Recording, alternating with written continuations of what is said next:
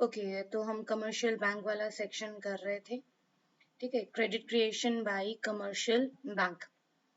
Credit creation by commercial bank. Credit creation is one of the most important feature of the credit creation commercial bank का, कि जब भी primary deposit उसमें created होते हैं और उस एक प्राइमरी डिपॉजिट से वो मल्टीपल क्रेडिट अकाउंट क्रिएट कर सकता है, मल्टीपल सेकेंडरी अकाउंट क्रिएट कर सकता है. So commercial bank is called a dealer or credit. It can create credit that is can expand the monetary base of a country. It does so not by issuing new money but by its own loan operations. तो banks create money on the basis of cash deposits. ठीक है, तो credit creation क्या करता है? Credit creation एक commercial bank करता है. जितने उसके पास प्राइमरी डिपॉजिट होते हैं उस प्राइमरी डिपॉजिट से वो क्रिएट करता है. सपोज मिस्टर ए ने बैंक में रखे 1000 रुपए, तो ये बन गया प्राइमरी डिपॉजिट. क्या बन गया? ये प्राइमरी अकाउंट या प्राइमरी डिपॉजिट. एक कमर्शियल बैंक में हम सब सेव करते हैं, सेविंग करते हैं, और सेविंग अकाउंट को या करंट अकाउंट जो आप बोलते हो बिजनेस के लिए, उसको बोला जाता है प्राइमरी डिपॉजिट या डिमांड डिपॉजिट, जो कभी भी आप विड्रॉ कर सकते हो. 1000 रुपीज बैंक ने आपने सेव कर लिया, डिपॉजिट बना लिया. अब इस डिपॉजिट में से कुछ अमाउंट बैंक हमेशा रिजर्व में रखेगा, जो कि सेंट्रल बैंक का नियम है, आरबीआई का नियम है. कुछ अमाउंट हमेशा रिजर्व में रखता है जिसको वो कभी भी वहां से उठा नहीं सकता, कैन नॉट विड्रॉ. ठीक है, वो वहां से विड्रॉ कर नहीं सकता. यदि करता है तो पूरा अकाउंट ही क्लोज करना है. तो कुछ अमाउंट वो हमेशा रिजर्व में उसको रखने पड़ेंगे. बाकी का पैसा, क्योंकि ये अमाउंट कभी भी आ सकता है, कभी भी कोई भी आके उसको विड्रॉ कर सकता है, इसीलिए ये लिक्विडिटी बैंक को मेंटेन करनी पड़ेगी. तो सपोज 100 रुपए बैंक ने अपने पास रख दिया और बाकी बचा 900 रुपए. 900 रुपए का वो क्या करेगा? वो लेंड आउट करेगा, मार्केट में किसी को देगा, किसी को इन्वेस्ट करने के लिए देगा. लेकिन ये जो 900 रुपए देगा किसको दे रहा है? मिस्टर बी को. तो बी को मिले 900 रुपए. 900 रुपए उसको कैश नहीं मिले, ये भी उसके अकाउंट में ही ट्रांसफर हुआ, थ्रू चेक गया, through demand deposit, through account transfer.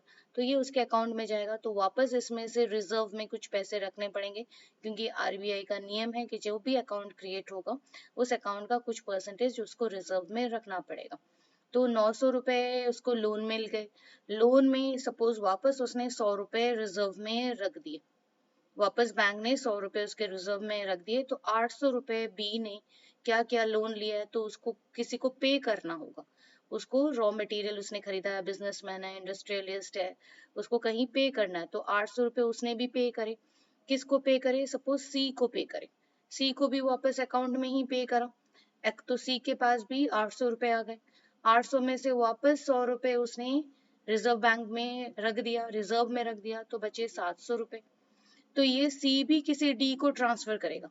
तो ऐसे करते करते एक ही 1000 रुपए नोट किसी के पास 900 जाता है, वहीं 900 में से किसी के पास 800 जाता है, वहीं 800 में से किसी के पास 700. ऐसे करते करते जब तक ये वैल्यू जीरो नहीं हो जाती तब तक ये क्रेडिट क्रिएशन चलेगा. देखो, एक ही प्राइमरी अकाउंट से ये multiple saving account, multiple credit account create हो रहा है. इसी को बोला जाता है क्रेडिट क्रिएशन. ठीक है, क्रेडिट क्रिएशन का जो टोटल वैल्यू होगा, क्रेडिट क्रिएशन का जो टोटल वैल्यू होगा, कितना अमाउंट ऑफ क्रेडिट क्रिएटेड होगा, ये डिपेंड करेगा इनिशियल जो प्राइमरी अकाउंट आपने खोला 1000 रुपए इनटू 1/CRR, जो अमाउंट हम रिजर्व में रखते हैं 1/CRR. This is credit multiplier. ठीक है, क्रेडिट क्रिएशन का क्या फॉर्मूला होगा? 1000 इंटू 1/CRR, मल्टीप्लायर वाला वैल्यू 1/CRR. ठीक है, तो एक ही अमाउंट से 1000 रुपए से रिजर्व में रखते रखते पैसे कम हो रहे हैं, लेकिन ये डिस्ट्रीब्यूट हो रहे हैं. मिस्टर ए से बी, बी से सी, सी से डी, डी से ई, जितने लोग, जितने इन्वेस्टर. ठीक है, ये सारा खेल डिपेंड करता है इस प्राइमरी अकाउंट के ऊपर, कितने लोग उससे लोन ले रहे हैं उसके ऊपर, इन्वेस्टमेंट के ऊपर.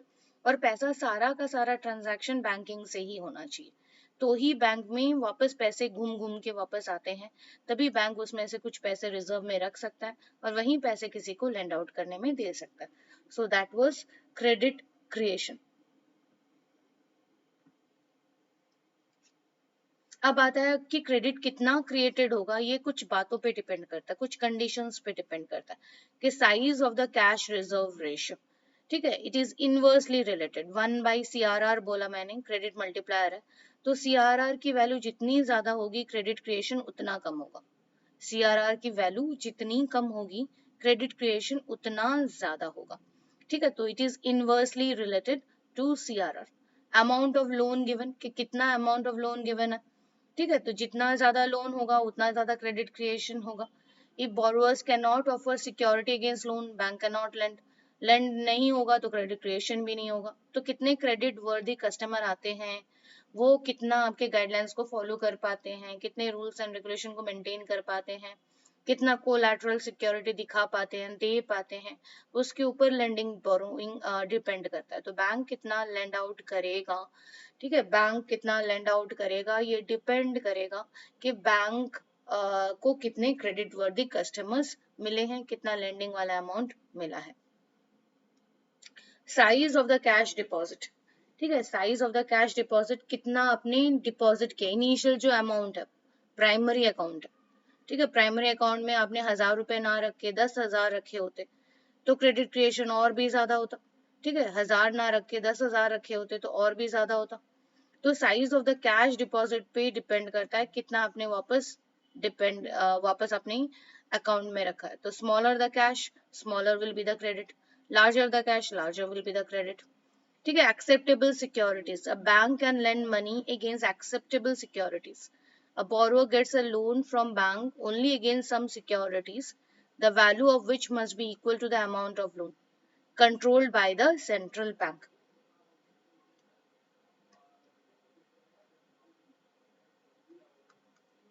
ठीक है, a central bank possesses certain instruments by the use of which it can increase or decrease the volume of credit created by the bank। तो बैंक एक्सेप्टेबल सिक्योरिटीज के अगेंस्ट ही लोन दे सकता है, ठीक है। तो बैंक जब जितना आप लोन दे रहे हो उतना ही अमाउंट ऑफ सिक्योरिटीज होना चाहिए। तो सिक्योरिटीज यदि कम है तो लोन भी कम जाएगा, यदि लिस्ट ऑफ सिक्योरिटीज आरबीआई ने बढ़ा दी है घटा दी है तो डिपेंड करेगा, तब लोन भी कम हो जाएगा।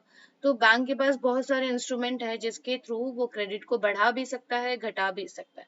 तो कितना क्रेडिट क्रिएशन, वैसे तो हम यही बोलते हैं कि क्रेडिट क्रिएशन एक बैंक से मल्टीपल बैंक यदि होता है तो क्रेडिट क्रिएशन बहुत ज्यादा हो जाएगा, जितना ज्यादा कैश रखेंगे उतना ज्यादा क्रेडिट क्रिएटेड होगा। लेकिन लोन लेने वाले लोग चाहिए, क्रेडिट क्रिएट तब होता है जब लेंडिंग करने वाले लोग होते हैं जो उससे बैंक से लोन लेंगे। लेकिन हर बंदे को लोन तो चाहिए, लेकिन लोन मिलता कितना है, जितना वो सिक्योरिटीज डिपेंड करता है कि वो क्या सिक्योरिटीज दे रहा है, उस पे डिपेंड करता है कि कितना लोन क्रिएटेड होगा, कितना क्रेडिट क्रिएटेड होगा। So these are the certain limitations of credit creation. Size of the cash reserve ratio, CRR से उसका इनवर्स रिलेशन है। लोन पे डिपेंड करेगा, ज्यादा लोन तो ज्यादा क्रेडिट क्रिएशन, कैश पे डिपेंड करेगा, सिक्योरिटीज बैंक कितना एक्सेप्ट कर रही है उस पे डिपेंड करेगा amount of credit created by commercial bank. अब आते हैं credit control by central bank, ठीक है, सेंट्रल बैंक मतलब आरबीआई, आरबीआई क्रेडिट कंट्रोल कर सकता है, आरबीआई क्रेडिट कंट्रोल कर सकता है। आरबीआई के पास बहुत सारे टूल्स हैं। Central bank of India RBI established in 1935, it has around 22 branches। Headquarters कहाँ पे है, हेडक्वार्टर्स मुंबई, ठीक है, टोटल इसके 22 रीजनल ऑफिसेज हैं। और आरबीआई बहुत सारे इसके पास टूल है जिसके थ्रू वो सारे कमर्शियल बैंक, चाहे वो प्राइवेट बैंक हो चाहे वो पब्लिक बैंक हो कमर्शियल बैंक हो, उनको वो कंट्रोल कर सकता है। It has to credit control tools, quantitative and qualitative credit. सबसे पहले आते हैं quantitative credit control policy, bank rate. Bank rate is the rate at which, ठीक है, bank rate is the rate at which central bank lends money और rediscounts the bill of commercial bank, ठीक है। Central bank क्या कर रहा है, commercial bank को लोन देता है या उसके बिल्स ऑफ एक्सचेंज को डिस्काउंट करता है। The rate interest charge by the central bank is known as bank rate और discount rate. By manipulating bank rate, central bank can regulate credit creating power of the member bank, ठीक है, जिस rate पे bank loan दे रहा है commercial bank को या उसके बिल्स को डिस्काउंट कर रहा है, उसको बैंक रेट बोला जाता है। तो बैंक रेट को यदि बढ़ा दिया गया, बैंक रेट को इंक्रीज कर दिया गया, तो कमर्शियल बैंक के लिए आरबीआई से लोन लेना कॉस्टली हो जाएगा। ठीक है, bank rate is the rate at which bills of exchange are being discounted by RBI. तो जब कमर्शियल बैंक अपना बिल देता है और बैंक रेट ने अपना सेंट्रल बैंक ने अपना बैंक रेट बढ़ा दिया है, तो कमर्शियल बैंक के लिए आरबीआई से पैसे लेना, सेंट्रल बैंक से पैसे लेना महंगा पड़ जाएगा। तो वो क्या करेगा, लोन नहीं लेगा, कम पैसे लेगा। कम पैसे लेगा तो वो कमर्शियल बैंक है तो वो पब्लिक को भी कम ही लोन देगा, क्योंकि उसके पास उतनी लिक्विडिटी नहीं रहेगी। तो नेचुरली मार्केट में मनी सप्लाई कम आएगी। तो यदि सेंट्रल बैंक को मार्केट में मनी सप्लाई कम करना, मनी सप्लाई कम करना है, क्यों? क्योंकि हम पहले वाले चैप्टर में कर चुके हैं, मनी सप्लाई और प्राइस रिलेटेड होती है। तो मार्केट में जब इन्फ्लेशन दिखाई दे, मार्केट में जब इन्फ्लेशन दिखाई दे तो उसको कंट्रोल करना जरूरी होता है। तो उसके लिए आरबीआई क्या करता है, मॉनेटरी पॉलिसी अप्लाई करता है। और उस मॉनेटरी पॉलिसी में यदि उसने क्वांटिटेटिव क्रेडिट कंट्रोल पॉलिसी ले ली, तो हो सकता है वो बैंक रेट के थ्रू बैंक रेट इंक्रीज कर दे। तो बैंक रेट इंक्रीज करेगा, क्रेडिट महंगा पड़ जाएगा, क्रेडिट कॉस्टली हो जाएगा। कॉस्टली हो जाएगा तो कमर्शियल बैंक के पास लेस क्रेडिट अवेलेबल रहेगा, उसके पास कम पैसा रहेगा लोन आगे देने के लिए। तो यदि लेस क्रेडिट होता है तो नेचुरली मार्केट में मनी सप्लाई कम हो जाएगा, प्राइस भी कम हो जाएगी। ठीक है, तो दैट इज बैंक रेट। फिर आता open market operations. Open market operations में क्या होगा कि आरबीआई क्या करती है, time to time securities buy and sell करती है। सिक्योरिटीज बाई एंड सेल करती है, बॉन्ड, सिक्योरिटीज, ये सब बाई या सेल करती है। तो जब मार्केट में ऑलरेडी मनी सप्लाई बढ़ी हुई हो, जिसके वजह से प्राइस बढ़ी हुई हो, तो वो क्या करेगा, मनी सप्लाई को कम करने के लिए मार्केट में सिक्योरिटीज को सेल करेगा। सेल करेगा तो कमर्शियल बैंक उसको बाई करेगा।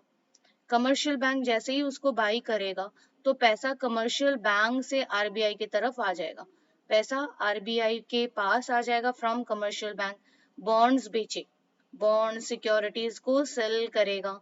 सेल करेगा तो कौन बाई कर रहा है, कमर्शियल बैंक बाई कर रहा है, कमर्शियल बैंक के वाया पब्लिक बाई कर रही। ठीक है, तो पब्लिक जब बाई करेगी तो पब्लिक के हाथ से पैसा, मनी सप्लाई का जो है वो वापस आरबीआई के पास आ जाएगा। तो मार्केट में क्या हो जाएगा, मनी सप्लाई कम हो जाएगा। तो मनी सप्लाई कम करना यदि टारगेट है तो ओपन मार्केट ऑपरेशंस के थ्रू आरबीआई अपने सिक्योरिटीज को सेल करेगी। सेल करेगी तो सिक्योरिटीज पब्लिक के पास और पब्लिक का पैसा गवर्नमेंट के पास आ जाएगा। ठीक है, so that is open market operation. फिर आता है वेरिएशन और रिजर्व रेशियो। ठीक है, दो रेशियो है, एक है कैश रिजर्व रेशियो और एक है स्टैट्यूटरी लिक्विड रेशियो। एक है सीआरआर, एक है SLR. Cash reserve ratio is the percentage with that is kept with the banks according to the cash hold जो होता है कमर्शियल बैंक के पास। तो कमर्शियल बैंक को legally bound to keep a portion of the deposit in the form of cash reserves. तो कुछ amount उसको लिक्विडिटी हमेशा मेंटेन करनी पड़ती है, बाकी पैसा वो दे सकता है। तो उसके अमाउंट में हाथ में कुछ पैसा होना चाहिए, वो होता है रिजर्व में पैसा। ठीक है, वो अराउंड 3-3.5% है। मतलब बैंक के पास यदि 100 रुपए है तो उसके 3 रुपए उसको हमेशा रिजर्व में, 3-3.5 रुपए उसको रिजर्व में रखने पड़ते हैं। स्टैट्यूटरी लिक्विड रेशियो एसएलआर होता है। एसएलआर का मतलब होता है जो बैंक के पास जो लिक्विडिटी है इन टर्म्स ऑफ से गोल्ड सिल्वर ये है, उसका भी कुछ परसेंटेज इन कैश उसको होल्ड करना पड़ता है, जिसको वो कभी लेंड आउट नहीं कर सकता। तो सीआरआर को भी बढ़ा के, एसएलआर को भी बढ़ा के हम कैश या क्रेडिट जो होता है, जो बैंक के पास क्रेडिट देने लायक पैसे होते हैं, उसको हम कम करवा सकते हैं। क्योंकि यदि आपको ज्यादा कैश को रिजर्व में रखना पड़ा, ये रिजर्व पहले से 100 रुपए का 3 रुपए रखते थे, इसका मतलब 97 आप लोन दे सकते थे। अब 100 रुपए का यदि आप 4 रुपए रखने लगे तो आप सिर्फ 96 ही लोन दे पाओगे।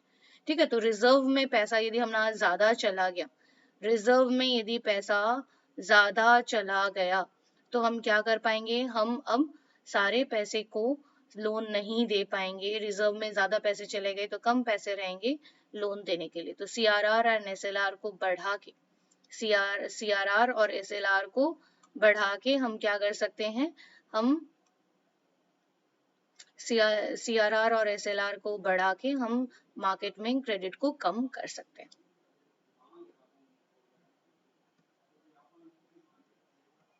क्वालिटेटिव क्रेडिट कंट्रोल भी होता है, क्वांटिटेटिव नहीं, क्वालिटेटिव भी। आप कितना क्रेडिट जा रहा है उससे ज्यादा इंपॉर्टेंट है कैसा क्रेडिट जा रहा है। यदि क्रेडिट सिर्फ और स्कूल के लिए जा रहा है तब तो ठीक है, वो इमीडिएट इन्फ्लेशन नहीं क्रिएट करेगा। लेकिन यदि कोई होटल के लिए क्रेडिट जा रहा है तो इमीडिएट आपके लिए प्रॉब्लम कर सकता है और मार्केट में प्रॉब्लम कर सकता है, इन्फ्लेशन बढ़ा सकता है। तो इसीलिए जरूरी होता है qualitative credit control, like moral suasion. ठीक है, ये क्वालिटेटिव टेक्निक है। Central bank request banks to lend more और not to lend some in some sector, there is no legal compulsion. ठीक है, कोई कंपल्शन नहीं है, सिर्फ ये बताता है, मोरली गाइड करता है कि इसको लोन देना, उसको लोन मत देना। तो ये भी एक क्रेडिट रेशनिंग होती है। RBI बताता है कि देखो इन्फ्लेशन चल रहा है, अभी सबको लोन मत दो, अभी किस किस सेक्टर को देना है, प्रायोरिटी सेक्टर को देना है, एग्रीकल्चर को देना है, फार्मर को देना है, अभी इंडस्ट्रीज को नहीं देना, बड़े फार्मर को नहीं देना, छोटे फार्मर को देना है, तो किसको देना है किसको नहीं देना है, that is qualitative credit control policy. ठीक है, central bank is the apex bank of the banking system in a country. It controls, regulates, and supervises the activities of the banks and the country's banking system.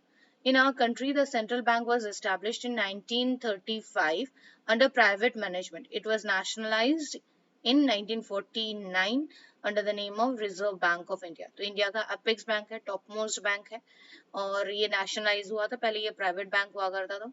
इसकी भी थोड़ी सी यदि मैं देखूं history, पहले imperial bank हुआ करता था। इंपीरियल बैंक ही आजकल SBI के नाम से जाना जाता है। तो इसकी मोनोपोली खत्म करने के लिए सेंट्रल बैंक बना 1935 में, फिर उसको नेशनलाइज कर दिया गया, गवर्नमेंट के कंट्रोल के अंडर ले आए गए 1949 में। ठीक है, so what is the objectives, what is the objective of the central bank? To maintain internal value of the currency, external value of the currency, to ensure price stability, to promote financial institution, to promote economic development. तो कोई भी under developed या developing nation में reserve bank का बहुत important role रहता है कि उसको करेंसी का वैल्यू, जैसे $1 का कितना रुपए होगा, 70 होगा, 80 होगा, ये सारा खेल डिपेंड करता है आप इंटरनली कितना मनी सप्लाई करते हो। तो फॉरेन एक्सचेंज की क्या वैल्यू होगी, ये RBI के खुद के डिसिप्लिन पे डिपेंड करता है कि इकोनॉमी में वो मनी सप्लाई को कितने कंट्रोल के साथ रखता है। ठीक है, to preserve external value of currency, price stability, ये जो मैं बोल रही थी कि प्राइस को इंक्रीज करना, प्राइस कभी बढ़ रहा है कभी घट रहा है, उसको आप कितना कंट्रोल कर पाते हो through monetary policy, and monetary policy is exclusively in control with RBI। तो RBI अपने क्वालिटेटिव एंड क्वांटिटेटिव मेथड से वो मनी सप्लाई को कभी बढ़ाता है कभी घटाता है, और उसी प्राइस से धीरे धीरे प्राइस भी कंट्रोल हो जाती है। तो कभी CRR को इंक्रीज करना है, कब CRR को घटाना है, कब SLR को बढ़ाना है, कब SLR को घटाना है, ओपन मार्केट ऑपरेशन में सिक्योरिटीज को सेल करना है कि बाई करना है, कमर्शियल बैंक को कैसे कंट्रोल करना है क्वालिटेटिवली, ताकि मार्केट में जो मनी सप्लाई जा रहा है या क्रेडिट जा रहा है वो उतना ना जाए जितना कि जाना चाहिए। तो जितना यदि ज्यादा जा रहा है तो मनी सप्लाई ज्यादा हो जाएगा, क्रेडिट ज्यादा हो जाएगा, इन्फ्लेशन ज्यादा हो जाएगा। तो इन्फ्लेशन को कंट्रोल करने के लिए, प्राइस राइज को कंट्रोल करने के लिए मनी सप्लाई को कंट्रोल करना पड़ेगा। मनी सप्लाई कंट्रोल करेंगे तो नेचुरली प्राइस भी डिक्रीज हो जाएगी। तो फाइनेंशियल ऑर्गेनाइजेशन को सपोर्ट करना, प्राइस स्टेबिलिटी लाना, these are the objectives of central bank. Functions क्या है, नोट इश्यू करता है, ₹1 कॉइन और ₹1 नोट को छोड़ के बाकी सारा एक्सक्लूसिवली मोनोपोली है, सेंट्रल बैंक ही नोट छापता है, नोट इश्यू करता है। ये एक्सक्लूसिव राइट दिया गया है ताकि जो जिसको बोलते हैं पायरेसी रोका जा सके, फेक नोट्स को रोका जा सके एंड ब्लैक मार्केटिंग को रोका जा सके। इसीलिए एंड गवर्नमेंट की जो ओवर पावर एक के नोट ज़्यादा प्रिंट कर, तो उनके नीड को कर्टेल करने के लिए it is exclusively central bank की अथॉरिटी है कब वो नोट प्रिंट करना चाहे कब वो नहीं करना चाहे, क्योंकि नोट प्रिंटिंग जब मर्जी नहीं कर सकते। यदि करते हैं तो इकोनॉमी में मनी सप्लाई बढ़ सकती है, डेफिसिट फाइनेंसिंग हो सकती है।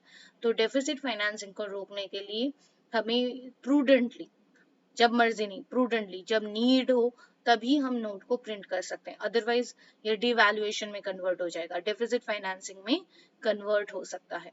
तो नोट इश्यूएंस का एक्सक्लूसिव राइट सेंट्रल बैंक के पास है। It is banker to the government. Government के जैसे हमारे लिए बैंकर काम करता है, हमारे लिए एजेंसी फंक्शंस काम करता है, हमें लेंडिंग देता है, बोरिंग करवाता है, हमारे सेफ डिपॉजिट्स को सेफ रखता है, हमें ट्रेडिंग करने में मदद करता है, हमारे लिए डिफरेंट जगह पे करता है। मेरे लिए जैसे कमर्शियल बैंक है वैसे ही गवर्नमेंट के लिए आरबीआई है। तो ये गवर्नमेंट के अकाउंट, उनके फंड को मेंटेन करता है, गवर्नमेंट की on behalf of the government payment करता है, it gives ways and means advances to the government को लेंड आउट करता है, ठीक है, लोन देता है गवर्नमेंट को। यदि स्टेट गवर्नमेंट को लोन देना है तो स्टेट गवर्नमेंट को गवर्नमेंट यदि लोन दे रहा है, सेंट्रल बैंक लोन दे रहा है तो आरबीआई के थ्रू देता है ऑन बिहाफ। पब्लिक डेब्ट को मैनेज करता है एंड फॉरेन एक्सचेंज ट्रांजैक्शंस को गवर्नमेंट के बिहाफ पे मैनेज करता है, एजेंट की तरह काम करता है international financial organisation and world bank में।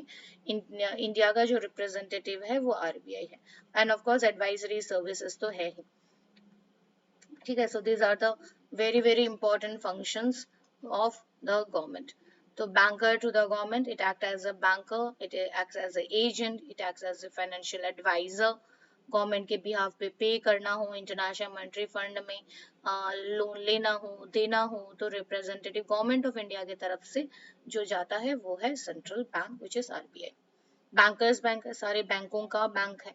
तो बैंक भी अपनी लेंडिंग बोरोइंग की एक्टिविटीज, उसको पैसा चाहिए तो आरबीआई के पास जाता है, वो अपने एक्स्ट्रा पैसे रिजर्व वो आरबीआई के पास रखता है। तो बैंकों में आपस में डिस्प्यूट है, suppose SBI and bank of Baroda में डिस्प्यूट है, तो इंटरमीडियरी सेटलमेंट कौन करवाएगा? सेटलमेंट आरबीआई करवाएगी।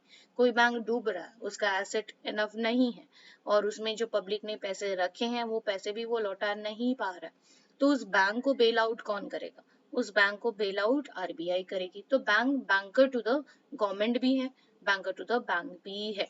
तो every bank maintains a certain minimum cash reserve with the central bank as a statutory obligation. और ये ऑब्लिगेशन बहुत जरूरी है कि वो कुछ अमाउंट ऑफ पैसा हमेशा सेंट्रल बैंक में मेंटेन करता है, क्योंकि कभी भी जरूरत पड़े तो वहां से वो पैसे उठा के अपने आप को बिल आउट कर सकता है, अपने क्राइसिस को वो हैंडल कर सकता है।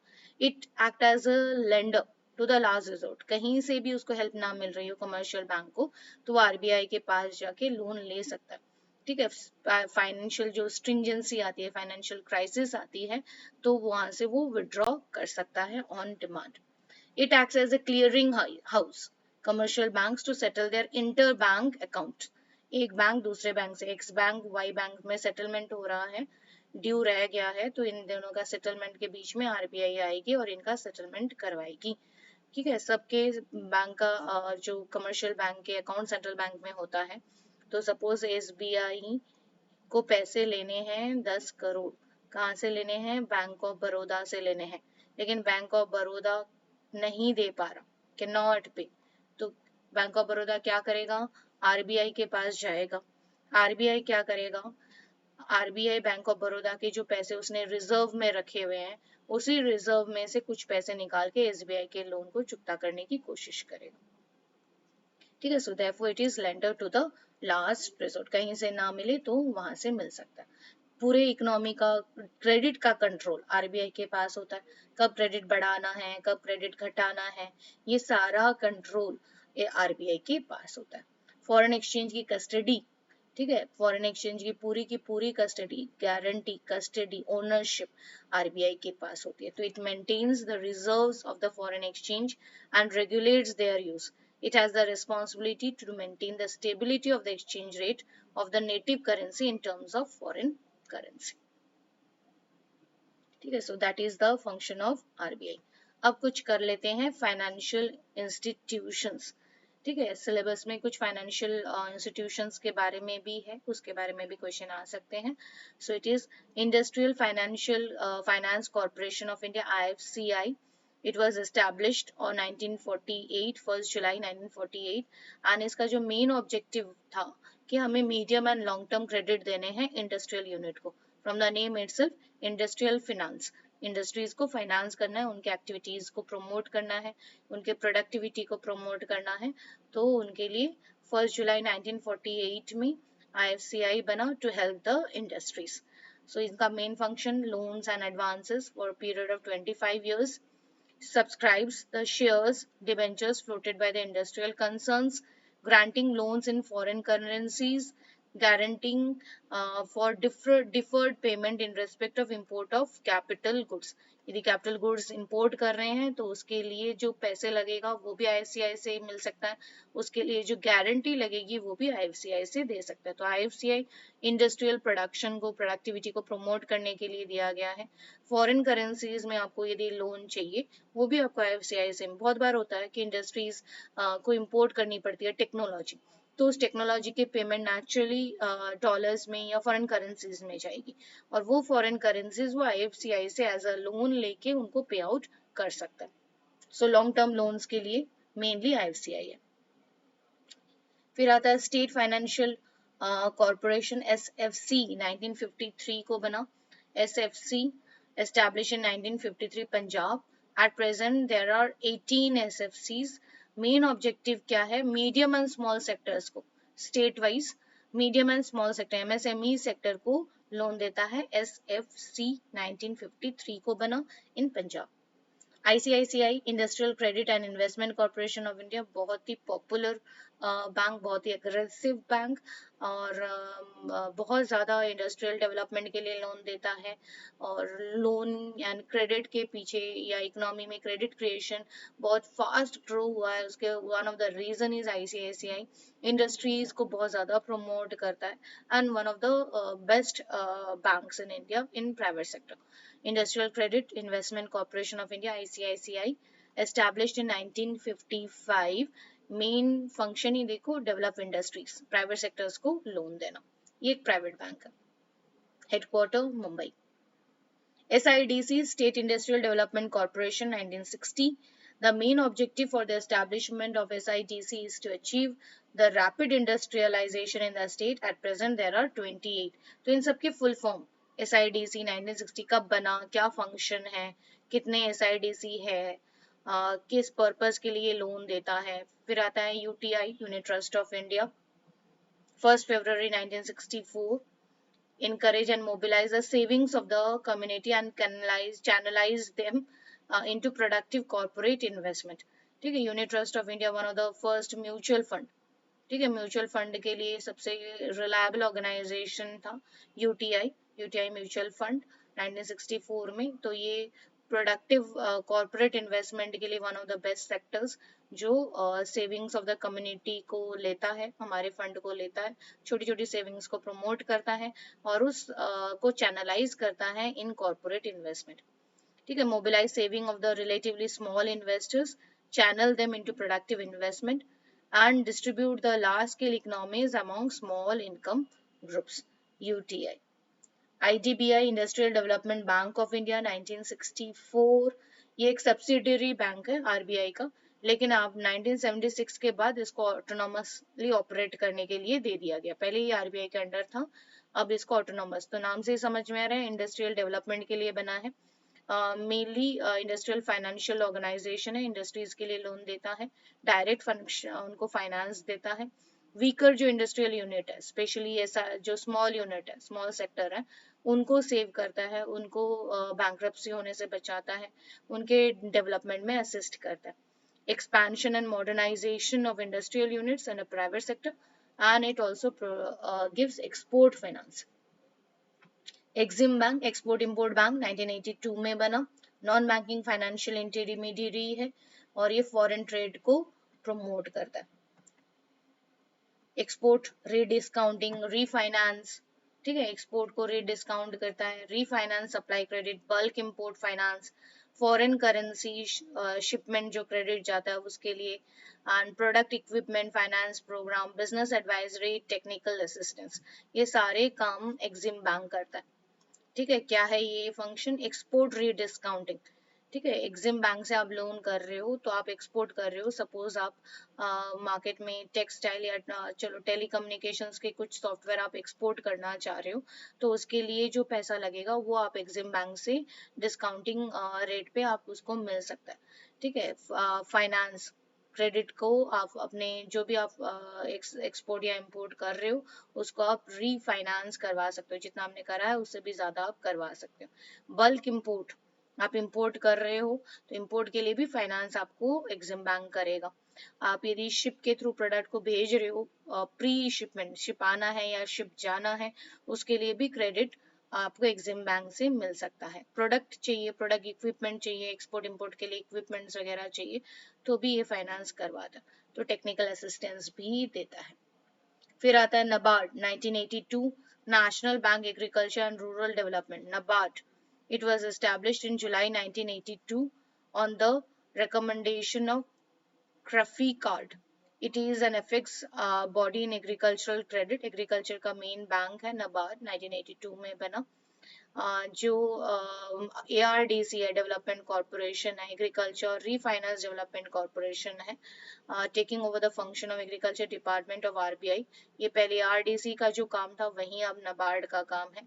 इट प्रोवाइड्स ऑल सोर्सेज, ठीक है, ये कोऑपरेटिव बैंक है। NABARD is nothing but a cooperative, उसका जो लॉन्ग रन वाला बैंक होता है, लॉन्ग टर्म वाला जो बैंक होता है, लैंड डेवलपमेंट बैंक भी बोल सकते हो।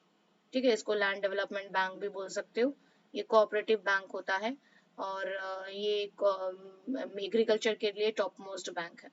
ठीक है, it provides all source of refinance to the cooperatives, commercial bank and regional rural bank. It also promotes the research in agriculture and rural development. तो जो रीजनल रूरल बैंक होते हैं, रूरल एरिया में जो बैंक्स होते हैं, commercial bank हो, छोटे बैंक हो, कोऑपरेटिव बैंक हो, तो उनका पैसा, उनके लिए जो पैसा आएगा वो नबार्ड के थ्रू आता। ठीक है, तो इट इज 1982। LIC इंडिया में exclusive public sector insurance company, government की insurance company LIC, established in 1956, and it was established in 1956 by nationalizing 245 private insurance company। उन सबको मर्ज करके LIC life insurance corporation of India बनाया गया। ठीक है, nationalization was to direct the investment of fund in government security, leaving a small part to private sector। ज्यादा से ज्यादा इसमें इन्वेस्टमेंट पब्लिक सेक्टर का है। GIC जनरल इंश्योरेंस है। जनरल इंश्योरेंस वाज इन 1972 में बना। बड़ी कंपनियां थी बिफोर नेशनलाइजेशन, लेकिन 72 के बाद सारी कंपनीज को, छोटे छोटे 100 स्मॉल कंपनीज को मर्ज करके जनरल इंश्योरेंस कंपनी बनाई गई। ठीक है, और GIC इज प्रोवाइडेड 4 कंपनीज, अब NIC national insurance, new India insurance, oriental fire and general insurance, in United India general insurance, ये सब GIC के अंडर ही आता है। फिजिकल जो एसेट होगा उसको कवर करने के लिए, रिस्क कवर करने के लिए। फिर आता है सेबी, बना 19 it was set up in 1988, लेकिन उसको जो स्टैट्यूटरी जिसको परमिशन बोलते हैं वो 1992 में मिला। The main purpose of the SEBI is regulating the business in stock market and other securities market। तो इंडिया में जो शेयर एंड सिक्योरिटी मार्केट है उसको रेगुलेट करता है सेबी का मार्केट। फिर आता है एशियन डेवलपमेंट बैंक, ADB। ठीक है, 1966 में एस्टैब्लिश हुआ, एंड इसका मेन जॉब ही है to promote the socio and economic progress in Asia and Pacific region। It is owned by government of 37 countries and from region, and 16 countries from outside the region। ठीक है, it is owned by governments of 37 countries from region and 16 countries from outside the region। Headquarter इसका Manila Philippines में है। 37 countries से ये own करता है, and outside the reason हम देखें तो इसमें 16 कंट्रीज इन्वॉल्व है, जिसकी ओनरशिप नहीं है, लेकिन it is owned by 37 countries from region and 16 countries from outside the region। International Monetary fund IMF 1947 में बना। तो फुल फॉर्म सबके एंड कब बना? 1947 after the outcomes of the Brayton Wood conference. IMF का जो इंटरनेशनल मॉनेटरी फंड बना वो ब्रेटन वुड कॉन्फ्रेंस के बाद बना, and to administer the code of fair practice in sphere of foreign exchange and to make loans to the economic experience temporary deficit in their balance of payment। जो country deficit में जा रही थी, balance of payment जिनका पोर जा रहा था, उनको लोन देने के लिए, इकोनॉमिक डेवलपमेंट के लिए, ताकि एक फेयर एक सिस्टम बना जा सके, फेयर एक एक्सचेंज सिस्टम हो सके, उसके लिए इंटरनेशनल मॉनेटरी फंड बना 1947 में। तो इसके जो मेंबरशिप है fixed in terms of national income and internal trade members are required to subscribe quota partly in gold and partly in domestic currency. ठीक है, कोटा सिस्टम में मेंबरशिप फिक्स्ड है इसका, आपको सर्टेन अमाउंट कंट्रीब्यूट करना पड़ेगा ताकि आप IMF के मेंबर बन सको। कुछ अमाउंट आपको गोल्ड में और ज्यादा से ज्यादा करेंसी में आपको डिपॉजिट करना पड़ेगा in order to be member of IMF। Members of IMF had to declare the par value of national currency in terms of gold or American dollars. Once the par value of different currency is fixed, it becomes easy to determine the rate of exchange between two countries. ठीक है, वो उनको सबको gold के term पे अपनी जो currency है उसको लगाना पड़ेगा। Like for example 1 gram of gold equal to 100 rupee. तो इससे क्या होगा, 1 ग्राम जब यूएसए में देखेंगे, यूएसए में यदि वो $1 पे मिल जाता है तो इंडिया एंड यूएसए में ट्रेडिंग $1 इक्वल टू 100 रुपीज में होने लगेगा। तो ये एक बार फिक्स हो जाए तो ट्रेडिंग दो देशों में आसान हो जाती है। स्पेशल ड्राइंग राइट्स है 1969 में इट वाज इंट्रोड्यूस किया गया था। ये दो रीजन है मेनली कि SDR क्यों इंट्रोड्यूस किया गया, ताकि जो शॉर्टेज ऑफ गोल्ड है उसको हम ओवरकम कर सकें and to avoid the movement of gold across national boundaries. ठीक है, एक कंट्री से दूसरे कंट्री से ब्लैक मार्केटिंग ना हो जाए और गोल्ड के स्टैंडर्ड के हिसाब से जो वैल्यूएशन है उसके वजह से गोल्ड का शॉर्टेज ना हो जाए, इसीलिए स्पेशल ड्राइंग राइट्स ये एक तरीके का कूपन है और जो गोल्ड के बदले आप यूज कर सकते हो और आप वहां से पैसे उठा सकते हो, लोन ले सकते हो। ठीक है, फिर आता है वर्ल्ड बैंक जो 1947 में बना, one of the outcome of Bretton Wood conference, and it is helped in reconstruction of the member countries damage due to second world war. उसके वजह से जो जो कंट्री रिसेशन में चली गई, और ओरिजिनल जो बैंक ऑफ था उसका नाम था international bank for reconstruction and development, IBRD। इसी को ही वर्ल्ड बैंक के नाम से जाना जाता है। जो बैंक वार के बाद बहुत सारा जिसको इकोनॉमिक लॉस हुआ, ठीक है, इकोनॉमिक जो लॉस हुआ उस लॉस को मैनेज करने के लिए बना IBRD या फिर वर्ल्ड बैंक जो 1947 में बना, ताकि उनको रिकंस्ट्रक्ट करवाया जाके, उनको रीफाइनेंस करवाया जा सके, उस इकोनॉमी में ट्रेड वापस हो सके। फिर आता है इंटरनेशनल डेवलपमेंट एसोसिएशन IETA 1960 में बना and it is affiliated to World Bank. The main objective of the establishment of IETA is to provide assistance to low developed countries whose per capita income is less than 520. It also grants credit on cheap terms compared to World Bank loan. तो World Bank के मुकाबले IETA come rate of interest पे loan देता है। तो mainly ये एकदम less developed countries जो होती हैं उनको लोन देते हैं and it is affiliated to World Bank. ठीक है, सो that was our section bank. Thank you and have a nice day.